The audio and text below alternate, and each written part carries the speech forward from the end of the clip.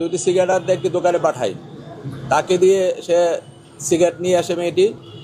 মেয়েটি নিয়ে আসার পরে তার মধ্যে কামনার জগতে সে চলে যায়। তার লুলুপর দৃষ্টি পড়ে। শিশুটি এক পর্যায়ে অজ্ঞান হয়ে যায়। তখন সে তাকে গলা টিপে হত্যা করে। প্রাথমিকভাবে তার ঘরে রাখা একটি ব্রিফকেসে সে তাকে ভরে উপরে সে এটা রেখে দেয়। এই মেয়েটি একটি চঞ্চল মেয়ে, সে এলাকায় ঘুরে বেড়ায়, সকলে তাকে আদর করে, সবারই সে একজন প্রিয় শিশু।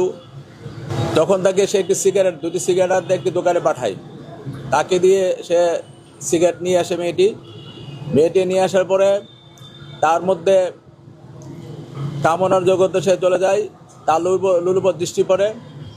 মেয়েটিকে সে দরজা আটকিয়ে তার নিজ বসত ঘরে, তার স্ত্রী আগে থেকে তার বাপের বাড়ি চলে গিয়েছিল, দরজা লাগিয়ে তাকে ধর্ষণ করে। সে বলেছে চেষ্টা করে। পূর্ণাঙ্গ মেডিকেল রিপোর্ট আসলে ধর্ষণ হয়েছিল কিনা সেটা জানা যাবে, তবে সে ধর্ষণের সে চেষ্টা করেছে, সিমটম সেখানে এটা আছে। 6 মে সকাল 11টায় জালালাবাদ থানাধীন সোনাতলা এলাকার একটি ফুটফুটে কন্যা শিশু ফাহিমা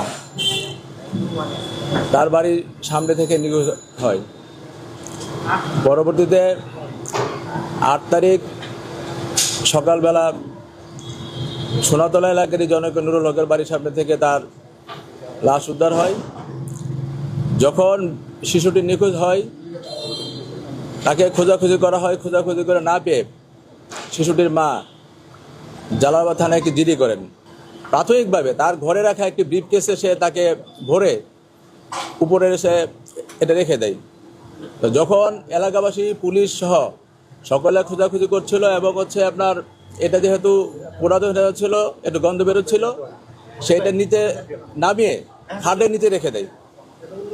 তো ওখান থেকে যখন গন্ধ বের হয়, সকলে খোঁজাখুঁজি করে।